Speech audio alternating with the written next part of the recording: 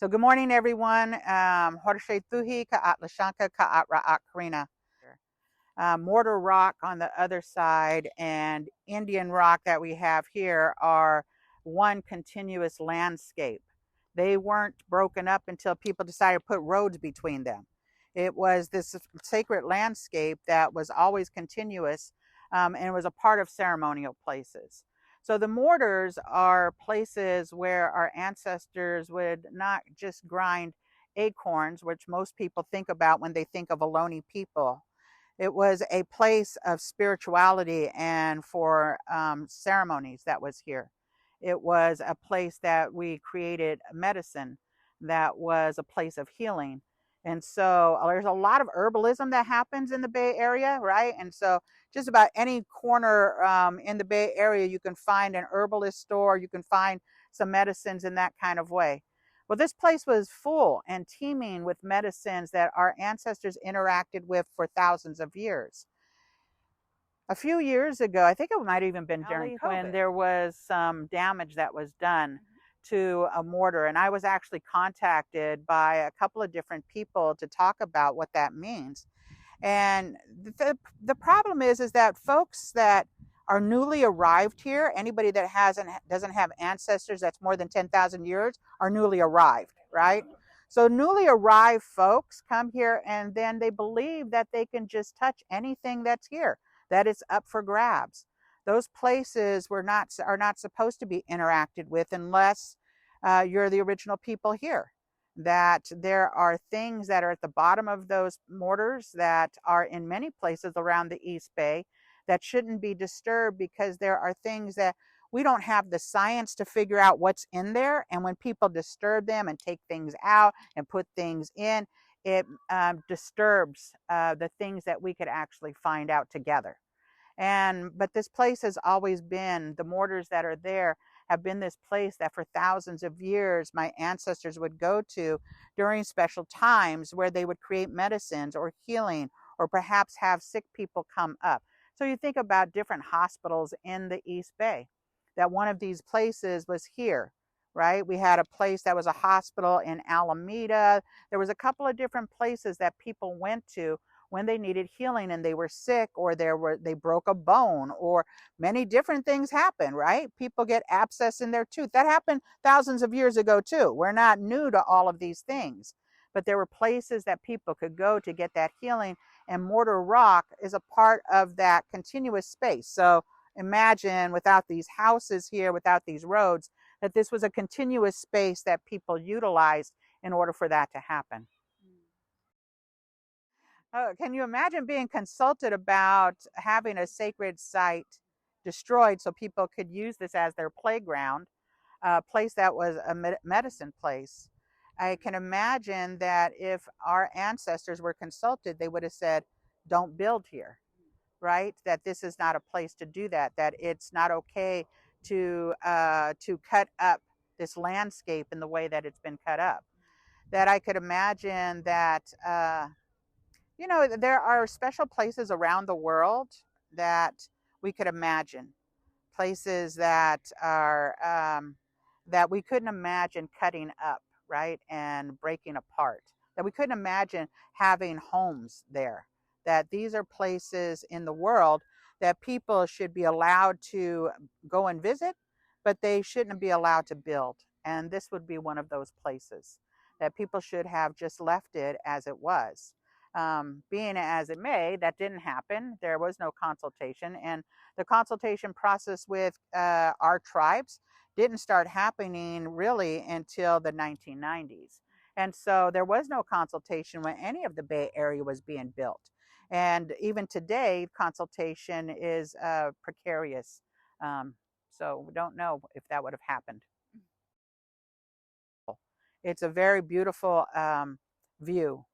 And that view, if you could imagine, without all of the freeways underneath it, without all of the buildings underneath it, that it connects to many different sacred sites. And I'd like to talk about how in Berkeley, there is this sacred landscape that we can't see anymore. So Indian Rock is actually connected to a village site and cemetery that lies on the campus at UC Berkeley, right? And that particular place is aligned with the West Berkeley Shell Mound through the Strawberry Creek. The view here also connects it. So it's this triangulation of this sacred space that has been a landscape here for thousands and thousands of years that are connected by all of these places. This healing place here, the cemeteries along Strawberry Creek, and then our story as part of our epistemologies as Indigenous people is that you can see out into our bay, you can see Alcatraz Island. And Alcatraz Island was not an island that our people ever went to. Lots of places. We used to go across the bay in our canoes. We went to all up and down the waterways, but that particular island for us was a sacred place where our ancestor spirits rested for 4 days before they left this world. We believe that after they rested for 4 days, that you can see these different things that we know as different names, right? That on the evening of the 4th day, as the sun is setting, we believe that our ancestor spirits leave this world through what we call the Western Gate. And that's where the Golden Gate Bridge is today. And so we could see all of these places that we are familiar with today, but those points of reference that we had for thousands and thousands of years tell us how we are supposed to be interacting with this world. And when other people came here, they didn't ask about what are those particular places that we should revere? What are those places that we shouldn't touch? What are those belief systems of the Indigenous people here? And how do we ensure that those things stay in place? So the West Berkeley Shell Mound is very much that place as well, because that was the very first place that we put our ancestors to rest along the waterway. And so it directly aligns with those places. And so Indian Rock was a place that our ancestors came and had ceremony on top of, that there would be medicine people that would lead those ceremonies during certain times of the year, that those were places where people would come and gather up here for different medicine purposes and different ways for us to be.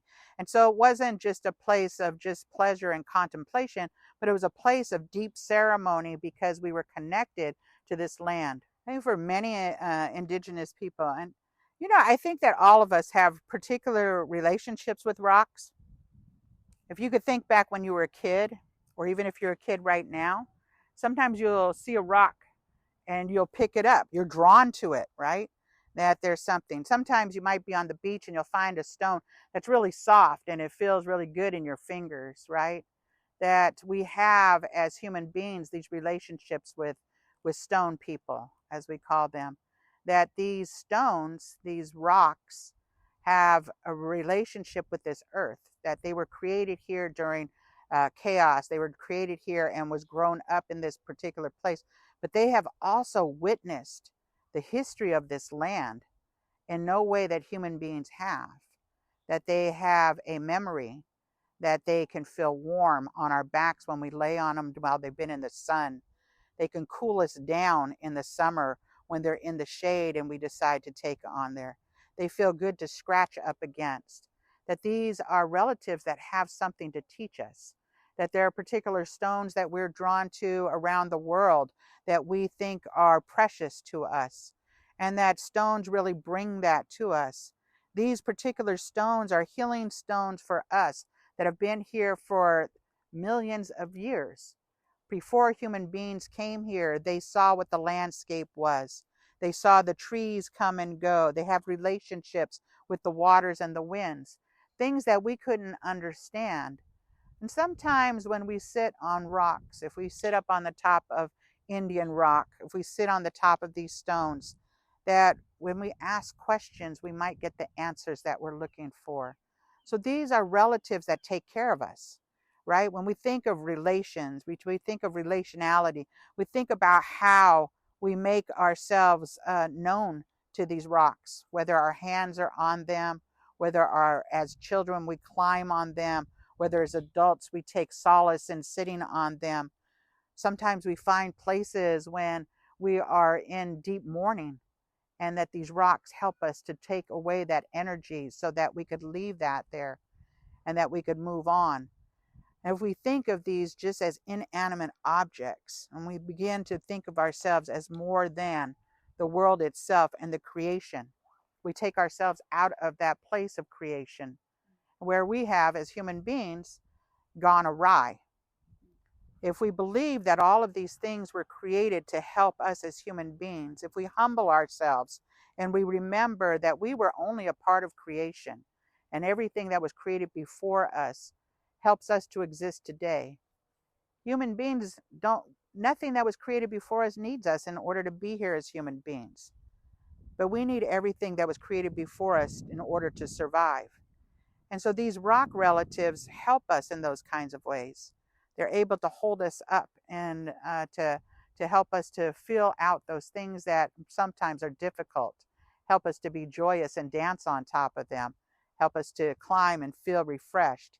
So these rock relatives are really that. They take care of us. And so it's our responsibility then to take care of them. It's a reciprocal relationship with these stone relatives that have been here for millions of years, and will outlive all of us because they will be here way after we're all gone. But I think, when we are asking specifically for some help, that we're sitting on something that's solid, that we are grounded in the earth, that those are the things that we listen for. If we quiet our minds, and I think that there are a lot of teachings around the world about mindfulness, that a lot of people, especially in the Bay Area, might know about those things. That if we're able to quiet our minds and to ask those questions, if we're able to open up our hearts and actually listen from a place deep within, not just within our ears, that we're able to find answers to the questions that we're looking for, and that these places ask us to be still, ask us to actually contemplate, ask for us to do what we're supposed to do and be in relationship with this land. And so when I imagine asking for some kind of advice, that it's a time of us making that real deep connection, that we allow ourselves to be a part of the landscape again, that we're not away from it like we've been. And I think that's how it works. If you can imagine wherever it is, if it's your synagogue or your church or your mosque or your temple that you go to, how would you behave there?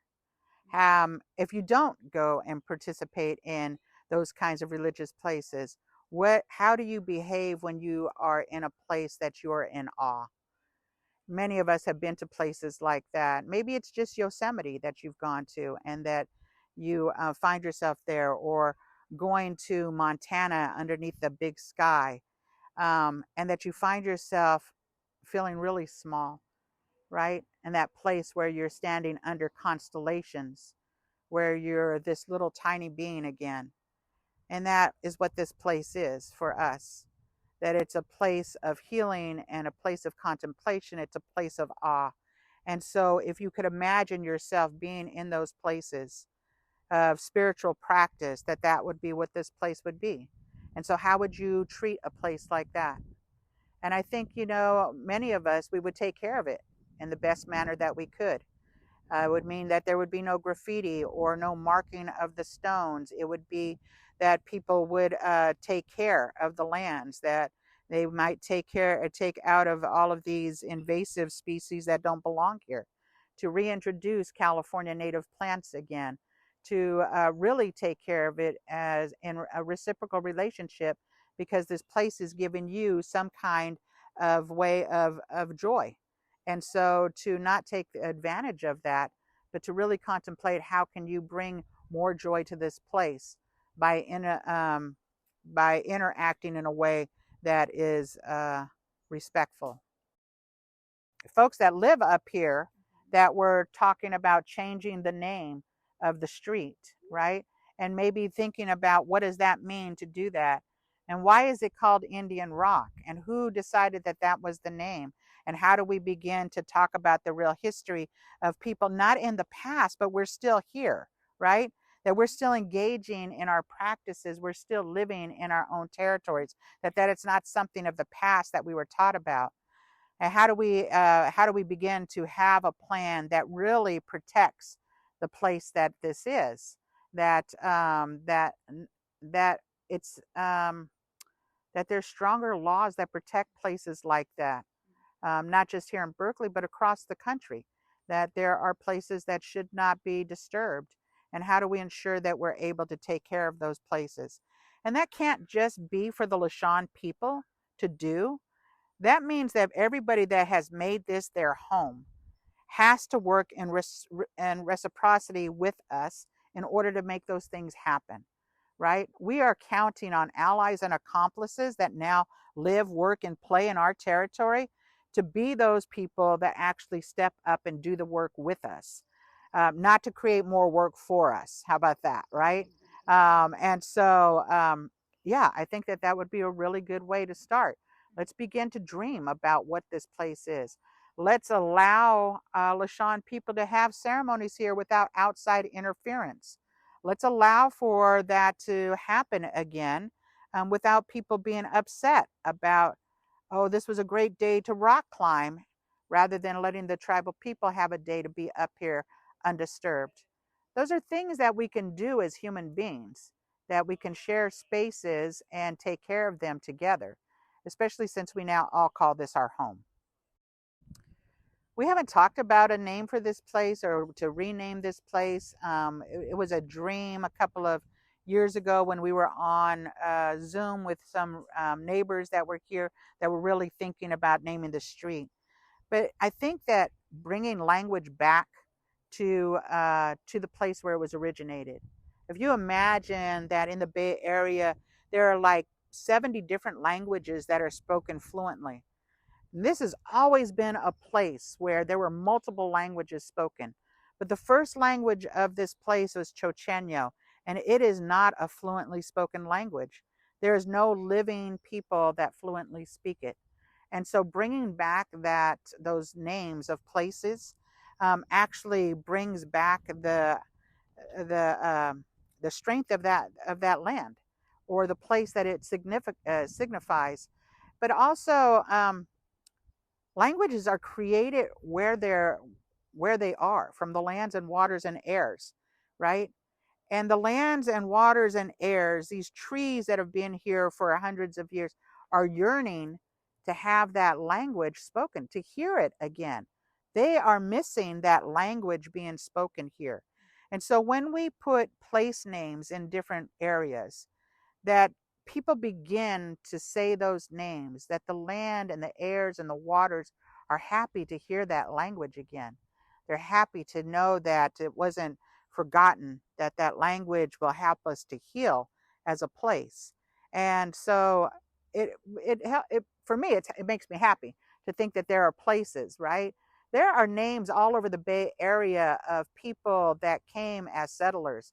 We hear the name Peralta and Vallejo and Bernal and Fremont, all of these places, but you don't hear any places or space names that were of the real people that were from here. Settlers came and they named everything. They renamed everything. Indian Rock, Mortar Rock. They renamed all of the places here. And so it would be good to have named place names that we could talk to other people that come and visit here. You bring relatives here from all over the world, and there's no places that we begin to have those conversations. What does that mean? Even in Emeryville, where there's Shell Mound Street, right?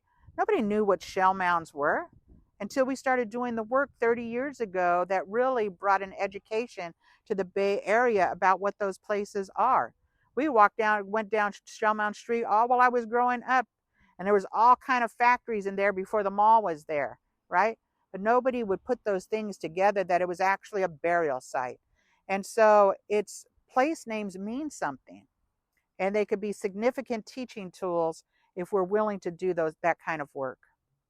And so beginning to think about these different place names and the significance of what's actually there and how do we begin to explain it. It's an explanation. This isn't just Indian rock, it's a landscape of sacredness. And how do we bring that to people's minds? And here we are sitting here in this particular space with people from all walks of life. that have a connection to this particular piece of land. But at this point where it's at, I think that we are all in agreement that we love this place for whatever reason that is. So how do we come together and create solutions to get out some of the stuff that shouldn't be here, to protect the things that have been here for hundreds and thousands of years, to ensure that they're not destroyed, and that we can continue to tell our stories, and be a part of this landscape again. You know, one of the things is that people of color are relegated to the flatlands and are not welcome in many different ways to come up into this landscape. And when we come into this landscape, it are made to feel unwelcome. And how do we stop that from happening? And that's not something that I can do. That is something that other people that live here and work here and play here all the time have to constantly ask themselves, how do we ensure that all people are welcome here? Even the First Nation people that have originally been here are welcome to come back home. And that has been a fight, is to figure out how that works. But that's not the fight that I have to choose. It really has to be people that want to see change here, that is really want to feel not entitled, but to feel welcoming. And I think that that's an important thing. It's always interesting to me to see steps in those on those rocks, right? Um, you know, the carving of those rocks or the putting in kinds of poles and those kinds of things, those kind of irritate me, right? When people come here to learn how to, um, those kind of things that are destructive to the landscape. Dealing with mortar rock as well is like digging into them or messing with them in any way. Those are difficult. But you know, we see inside of here foxtails that need to come out. But then right next to them, we see plantain, which is a medicine plant, right? And so learning about this landscape, that what belongs here and what doesn't belong here, taking you know, figuring out how do we bring in some other plants that belong here, right? And how do we do that and make it look beautiful? You know, human beings have always had their hands in land, right? It wasn't like this idea of wilderness, right? When people talk about wilderness, it's like there was never nobody that ever touched this piece of. That's crazy, right? My ancestors for thousands of years landscaped this land. That there were diaries that were written about how this land was so well manicured when people got here. It was better than the top parks in Europe. You know, it's because we used fire to take down things that we did. So it regenerated. We were made sure that the plants that we propagated left seeds so that there are things that would come back the next year. What are the things that we see that are missing here, right? That don't belong here. And what are the things that we see do belong here? And you know, we're sitting underneath oak trees and redwoods that have been a part of this landscape for thousands and thousands of years. And I don't know what that tree is behind us, but I don't think that belongs here. So, you know, I think that there's ways for us to tend to the land. And when human beings put their hands into the land, it creates a harmony inside of us, right? Robin Kimmerer in Braiding Sweetgrass writes about how after about 8 minutes of people having their hands in the soil, that we start to hum naturally, right? That there's this thing that happens. And we know because of Western science now that that's true, right? We knew it all along as human beings together, but we also know that we need to have that experience of having our hands in there, the microbes and all of those things. But it also brings a happiness inside of us, that dopamine opens up and that we're just joyful, right? And so do that kind of work as a part of your practice of being here. Figure out how you can do that, how you can scatter seeds that are California natives that are supposed to be here. Work with Sogorea Te Land Trust to figure out what those seeds are, and figure out how do we do this together so that it's not just a few people, but other people that are tending to this landscape.